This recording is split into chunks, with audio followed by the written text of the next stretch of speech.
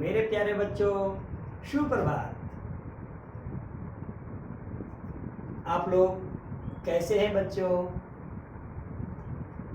मुझे पूर्ण रूप से विश्वास है कि आप लोग अपने घर पर रह करके इस लॉकडाउन में पढ़ाई बिल्कुल अच्छी तरह से कर पा रहे हैं। और बच्चों, जैसा कि आप लोग जान रहे हैं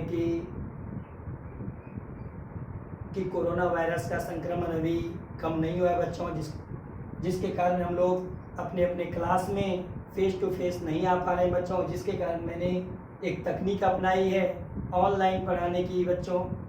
आशा है बच्चों कि आप लोगों को हम लोगों की पढ़ाई पसंद आती होगी निश्चित तौर पर बच्चों।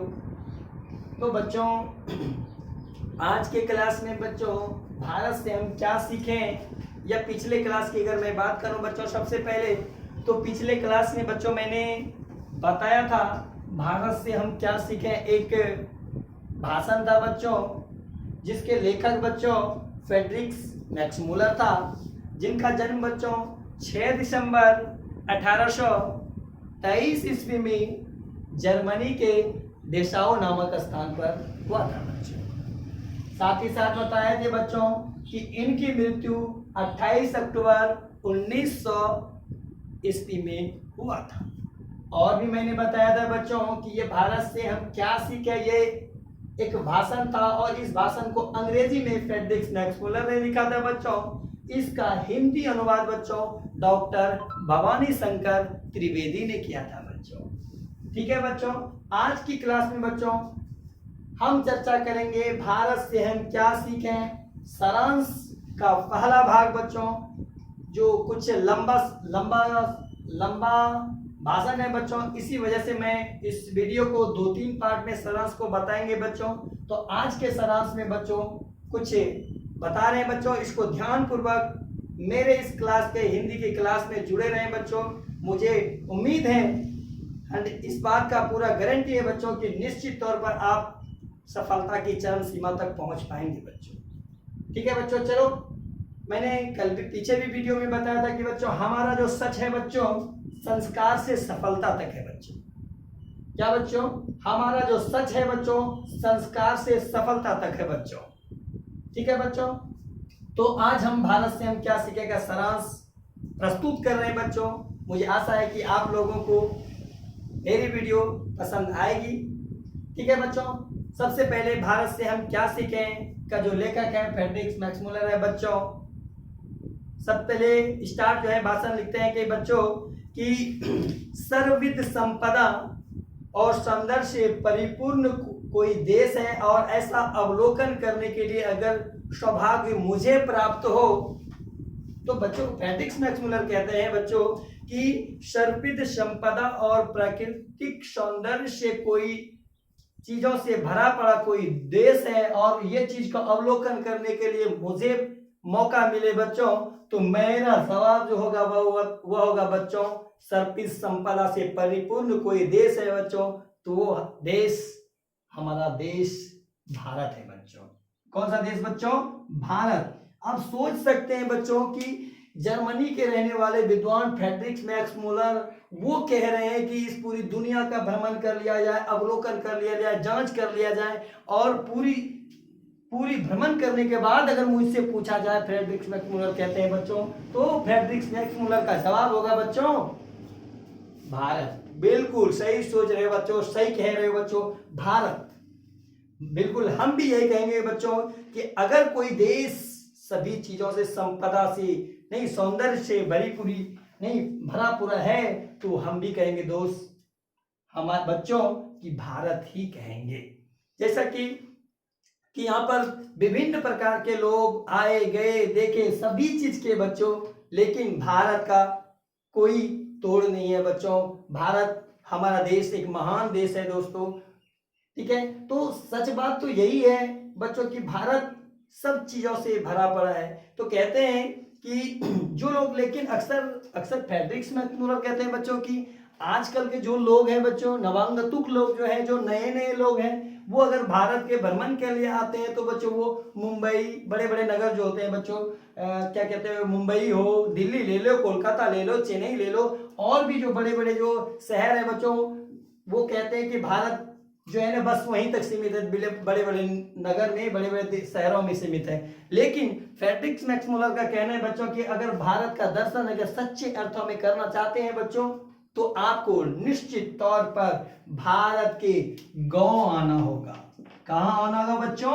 भारत का गांव एरिया में, ग्रामीण एरिया में आपको सच्चे भारत का दर्शन हो सकता है बच्चों। ये हम नहीं बच्चों, ये विश्व विख्यात फ्रेडरिक मैक्समुलर का कहना है कि आपको दिल्ली, बड़े बड़े नगर, बड़े बड़े मुंबई में आपको भारत का दर्शन नहीं हो सकता बच्चों। आपको अगर भारत का दर्शन करना है तो निश्चित तौर पर आपको भारत के गांव आकर के देखना होगा, क्योंकि भारत की आत्मा बच्चों गांव में वास करती है।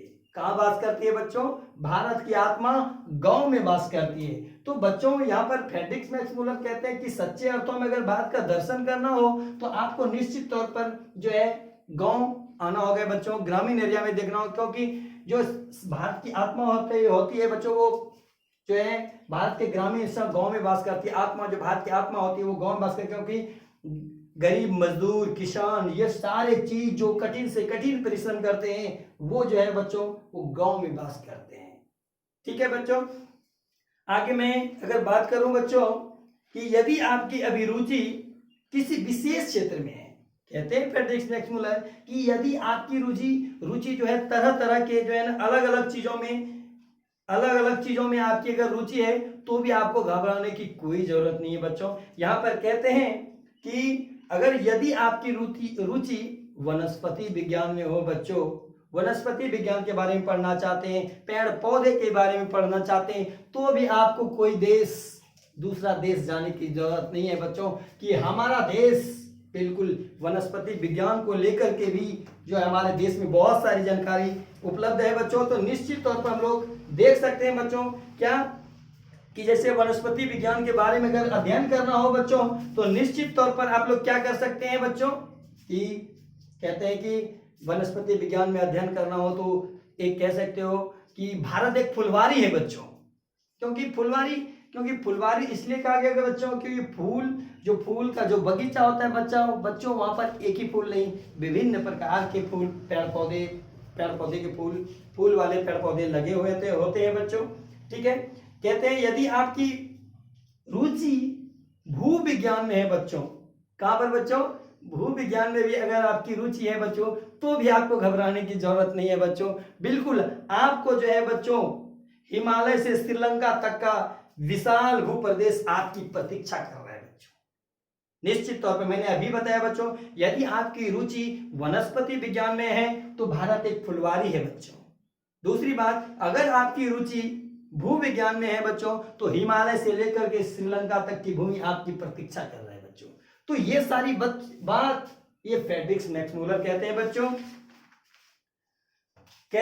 यदि आपकी, आगे कहते हैं फ्रेडरिक मैक्समुलर की, यदि आपकी रुचि, यदि आपकी इच्छा जीव जंतु से रिलेटेड है, जीव जंतु के बारे में अध्ययन करना चाहते हैं, तो बच्चों आपको निश्चित तौर पर आपको भारत में एक विशाल जीव जंतु के बारे में अध्ययन कर सकते हैं बच्चों। यहाँ पर विभिन्न प्रकार की छोटे से छोटे, बड़े से बड़े जीव जंतु पर मौजूद है बच्चों। तो आप निश्चित तौर पर जीव जंतु विज्ञान के बारे में, जैविक विज्ञान के बारे में अध्ययन गहराई पूर्वक अध्ययन कर सकते हैं बच्चों।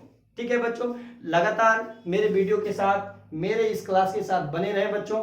आगे जैसे कि कहते हैं कि बच्चों कहते हैं कि यदि आपकी, आगे कहते हैं फ्रेडरिक मैक्समुलर, यदि आपकी रुचि निर्वंश विद्या के बारे में है। निर्वंश विद्या क्या होता है बच्चों? जादू टोना, झाड़ फूक, ये सारी निर्वंश विद्या के अंतर्गत है। इसके बारे में भी अगर पढ़ाई करना चाहते हैं तो बच्चों भारत के अलावा आपको दूसरा कोई जगह नहीं मिल सकता है बच्चों। ये हम नहीं बच्चों, ये हमारे विश्व विख्यात फ्रेडरिक मैक्समुलर कह रहे हैं, जो जर्मनी के, हमारे देश के रहने वाले नहीं है बच्चों, ये जो है जर्मनी के रहने वाले हैं बच्चों, फिर भी ये हमारे देश की बढ़ाई पे बढ़ाई किए जा रहे हैं बच्चों। तो निश्चित तौर पर जब फ्रेडरिक मैक्समुलर जब भारत का भ्रमण उन्होंने किया है बच्चों, तो निश्चित तौर पर वो देखे हैं, उन्होंने भारत की आत्मा को देखा है, भारत की जो संस्कृति, हर चीज को फ्रेडरिक मैक्समुलर अच्छी तरह से पहचान चुके हैं बच्चों। ठीक है, अगर कहते हैं बच्चों फ्रेडरिक मैक्समुलर, यदि आप पुरातत्व प्रेमी हैं, पुरातत्व मतलब आप अगर इतिहास के बारे में पढ़ना चाहते हैं, पुरानी बातों को, पुरानी चीजों के बारे में गहराई पूर्वक अध्ययन करना चाहते हैं, तो बच्चों आपको फिर से आपको भारत का ही दरवाजा खटखटाना होगा बच्चों। आगे आगे भी बता रहे हैं बच्चों, जैसे कि नालंदा विश्वविद्यालय हो, जैसे बिहार में धुन से खोद निकालने के लिए एक फावड़ा आतू रोड है। आपके मन में एक बहुत सारी विचार आएंगे बच्चों। चलो बच्चों, आज की इस भारत से हम क्या सीखे का सारांश का प्रथम भाग यहीं पर समाप्त करते हैं बच्चों। थैंक्स सभी को बच्चों, thanks for watching video, thank you.